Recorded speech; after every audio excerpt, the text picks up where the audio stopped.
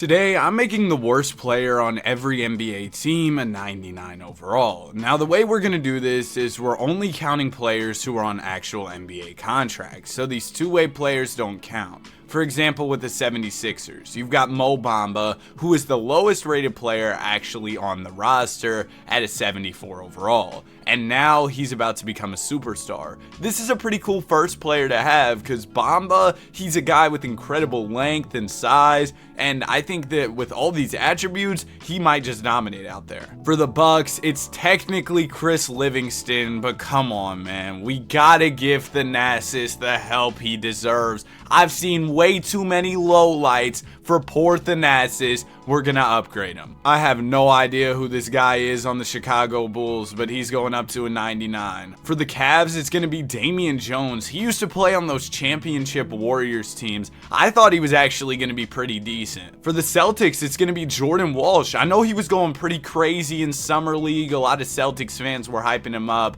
but with such a stacked squad, it's gonna be hard for him to get opportunities. Of course, now he'll get plenty of opportunities at a 99 overall. We're gonna max out Kobe Brown for the Los Angeles Clippers. No way they got Yuta the Shooter at a 71 overall. What happened? This man used to be knocking down every shot. You put him on the floor with KD, he automatically got takeover. They had the orange juice boost. For the Hawks, it's Mohamed Guy going up to a 99 overall. For the Heat, it's their new addition, Patty Mills. For Charlotte, it's going to be JT Thor. We know the Hornets need all the help that they can get. For Utah, it's going to be Luka Samanic. He might become the best Luka in the league now. Kessler Edwards going up to a 99 for Sacramento. Wow, Shake Milton is the lowest rated player on the Knicks? I didn't know that. They recently picked him up after he was released. For the Lakers, it's Maxwell Lewis. For Orlando, it's going to be Jett Howard, Jawan's son. For the Mavs, you got Markieff Morris. That man Nikola Jokic knocked all the talent out of him. For the Nets, it's going to be Dariq Whitehead.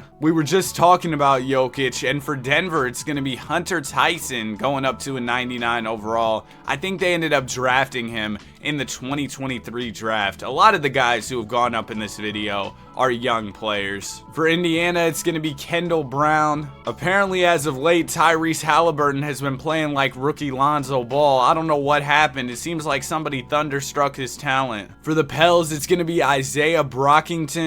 We know the Pistons could use some help, and Stanley Yamud is going up to a 99. I didn't know Taj Gibson was in Detroit now. I swear like 2 weeks ago, Taj Gibson was on the Knicks. For Toronto, it's going to be Javon Freeman Liberty. Did you all see that Marquise Noel got dropped off the Raptors? I think he was on their G League team or a two-way deal or something, but now he isn't. He was going crazy during March Madness. And now that I'm talking about March Madness, I just now realized it's March. Shouldn't that be going on soon? For the Rockets, it's going to be Boban Marjanovic going up to a 99. I'm not really a big college basketball guy. That's why I'm not very in tune with March Madness and everything, but I'll definitely make a bracket. Hope I win $1 million for getting the perfect one. For the Spurs, it's going to be City going up to a 99. For Phoenix, it's going to be David Roddy. For Oklahoma City, it's Mike Muscala. I saw something on Twitter that Mike Muscala has a LinkedIn profile, which is basically where you put all your work experience, and he updates it every single time he goes to a new team. For Minnesota, it's going to be Leonard Miller. For Portland, it's going to be Rayon Rupert, because we know the only thing the Blazers need is another good guard. These guys have way too many good guards. Personally, I think they should have traded Malcolm Brogdon at the deadline,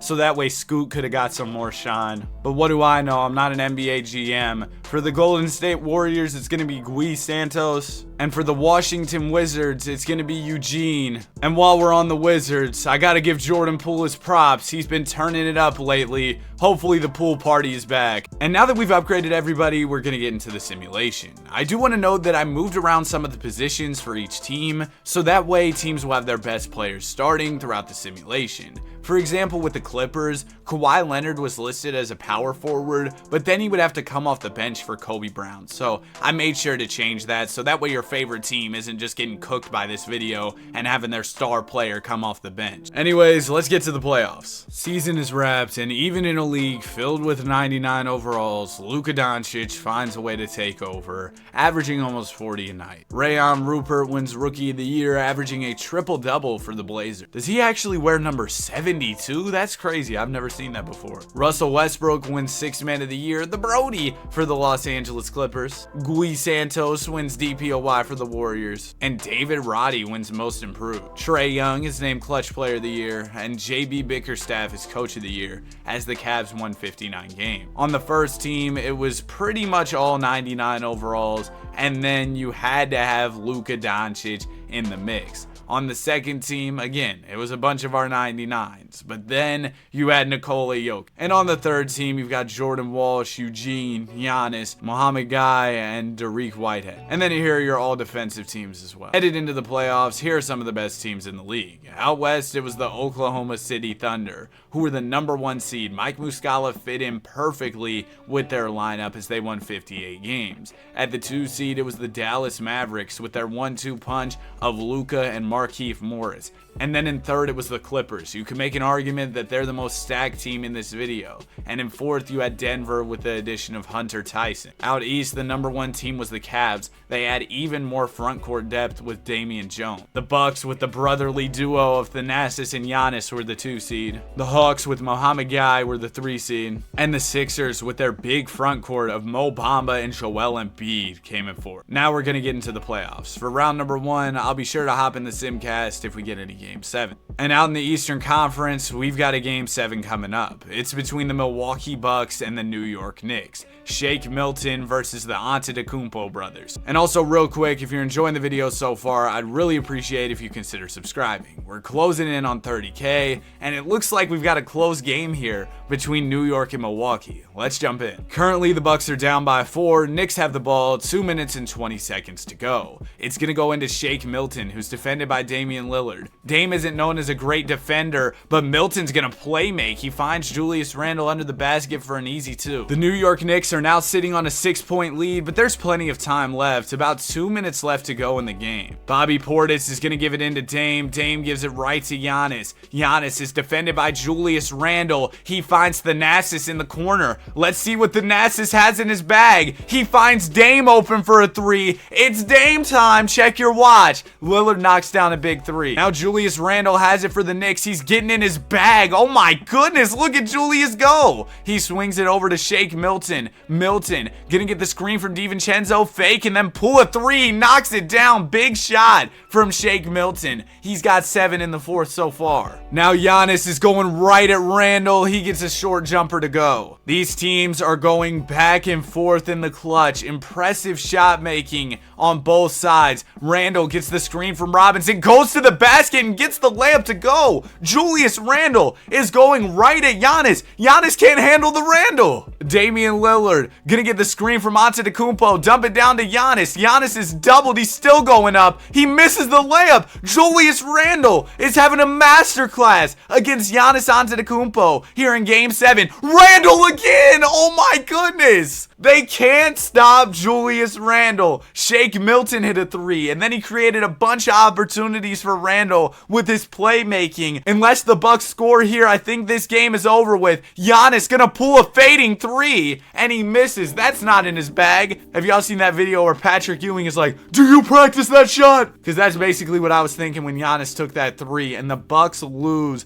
The Knicks pull off the upset. Julius Randle, they need to build a statue of you outside the arena. What a performance. And also Shake Milton was going crazy. 27, 15, and 17. And now we've got one more Game 7. It's between Oklahoma City and Memphis. The Grizzlies are an 8-seeded team coming out the play-in, and they're trying to pull off the upset on the Oklahoma City Thunder. And it looks like Memphis is going to do it. They're moving on to round 2 despite the Mike Muscala masterclass. Yuta the Shooter, 22 points in this one. And this second round is looking crazy. We had so many upsets. The 7-seeded Lakers beat the 2-seeded Mavs. The 7-seeded Knicks beat the 2-seeded Bucks. The 8-seeded Grizzlies beat the 1-seeded Thunder. In the West, we've got the Blazers Blazers versus the Grizzlies. I'm surprised the Blazers are here. We've also got a battle of LA, Clippers versus Lakers. And then in the East, it's going to be Cleveland versus Boston and Indiana versus New York. And we've got 2 Game 7s, both in the Western Conference. The Battle of LA is coming down to the wire. In Game 7 between the Clippers and Lakers, we've got a close one. Clippers are up by 4 with about 1:30 to go. It's going to go to Paul George, playoff P. He finds some room in the mid-range and misses. Anthony Davis grabs the rebound and he's going to bring it up. You know, Anthony Davis used to play some point guard back in the day. Ball's going to go to D'Angelo Russell. Deloading down to Davis and he gets the layup to go. LeBron James is not currently checked in for the Los Angeles Lakers. Oh, he fouled out. So LA's going to have to do it without James. In the meantime, Paul George is bringing it up for the Clippers. George attacking the basket, finds the Brody open for 3 and he misses. Ball goes to D'Angelo Russell for the Lakers. He finds AD wide open and this game is all tied up. Davis domination in the clutch. Now Paul George is looking to get a bucket to give the Clippers the lead. He gets the screen from Kobe Brown, fades from 3 and knocks it down. 37 seconds to go here and the Lakers are down by 3. D'Lo finds some room and misses. Clippers grab the rebound. No need to foul if you're the Lakers. You just have to get a stop here.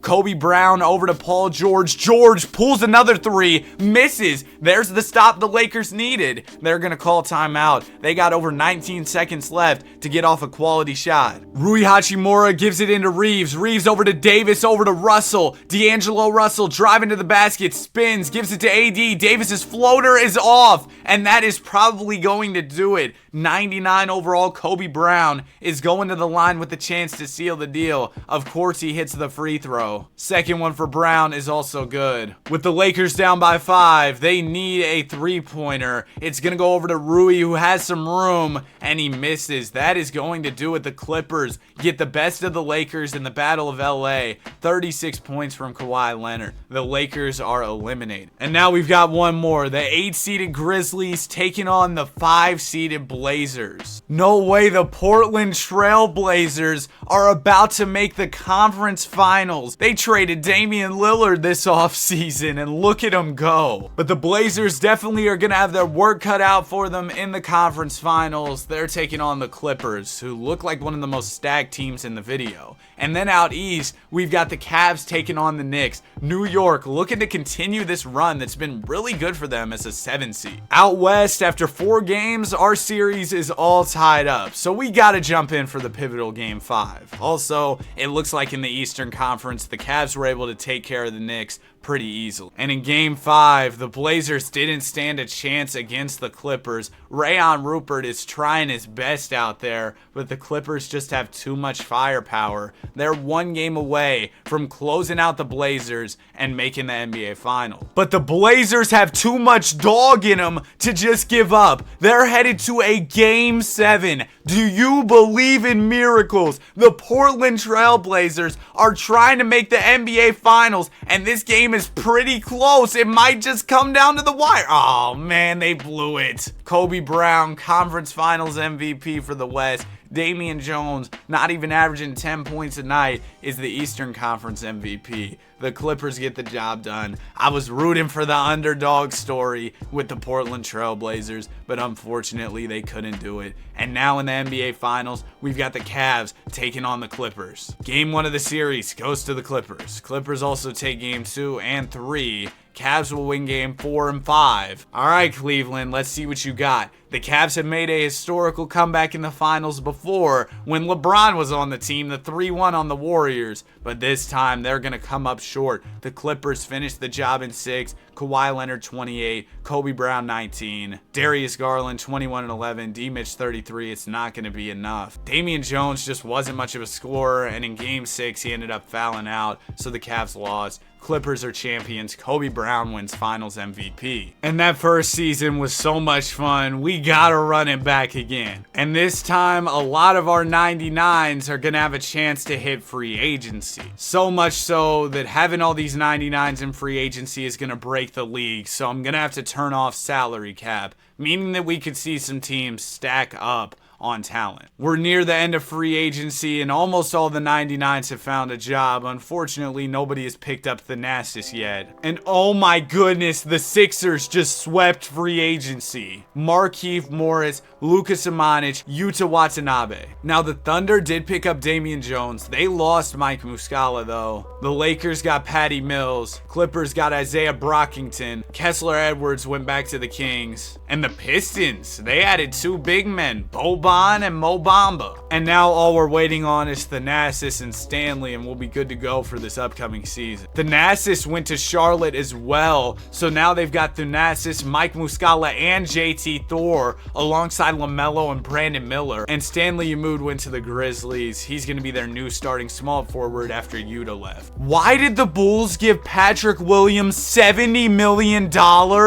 Okay, I understand. I turned off salary cap, but it's Patrick Williams. No disrespect. $77 million for Sadiq Bey. $70 million for Kira Lewis Jr. All right, bro. I don't even know what's going on. Let's just get into another season. I didn't think I'd be seeing this screen today, but congratulations to JT Thor on winning MVP. Basketball might be back in Charlotte. Ron Holland wins Rookie of the Year on the Suns. Markieff Morris, Sixth Man of the Year. Gui Santos, DPOY. Dyson Daniels, Most Improved. I don't know why he was averaging a smooth triple single. They got Markieff Morris coming off the bench in Philly. That team might be really crazy. The Hornets won 76 games? Alright, we gotta get into the standings pretty fast because I don't know what's going on. I'm low-key flabbergasted by what happened this season. We saw a JT Thor MVP. The Hornets won 76 games. The Sixers had a 99 overall coming off of the bench. Yeah, the Hornets were just dominating. They had Thanasis, JT, Mike Muscala, and they just went out there and cooked. It'd be so cool to see Thanasis win a chip as a star. And then the Sixers, they had a bunch of 99s too, and they were still really good. They were the number 2 seed. The Pistons picked up a couple 99s, including Boban,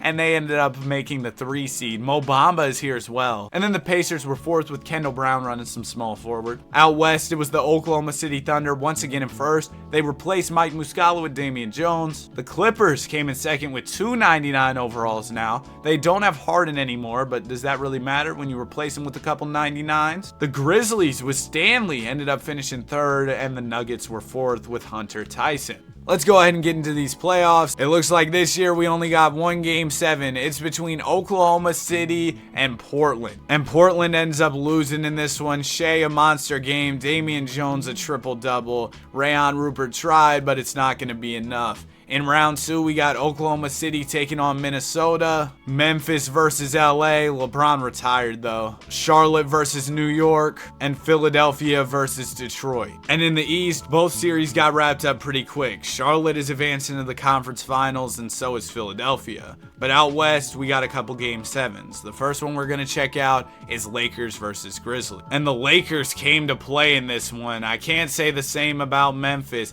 Patty Mills masterclass for LA, and they're gonna move on. Next up, we got OKC versus Minnesota. Did y'all see that Anthony Edwards block last night, man? Oh my goodness, it was insane. And it looks like we might get a chance to see some more Ant-Man clutch time heroics. 1:10 to go here. Timberwolves down by 4, and they have the ball. Fontecchio's gonna give it into Karl Anthony Towns. Towns is defended by Claxton. How did they get Clax too? Towns going to the basket, fakes. He's gonna put up the layup and miss. It's rebounded by Damian Jones. Currently for the T-Wolves, Ant-Man is not checked in. Now the Thunder are going to Shea. HGA defended by Naz Reid. The Timberwolves have a huge lineup in right now. I think their only guard in the game is Mike Conley. Claxton finds John Collins for 3, and he knocks it down. Did the Thunder assemble the Avengers or something, bro? How do they have all these good players? Shea has 52. Oh my goodness. But yeah, man, this Thunder team is just crazy deep. They picked up a lot of role players with salary cap being off. But anyways, back to the game. The Timberwolves are holding on to their season by a thread. They desperately need a 3-pointer. Mike Conley gonna lob it up to Cat. Oh my goodness. Good finish from Karl Towns. I don't know how much that really helps the Minnesota Timberwolves, but I mean, great play. Now they're sending Shai to the line. First one is good. Second one for Shai is also good. Ant-Man ended up just checking in for the Timberwolves. It might be too little too late. Ant's gonna need to hit a 3 here for Minnesota. He's getting clamped by 99 overall Damian Jones to Leonard Miller for a deep 3.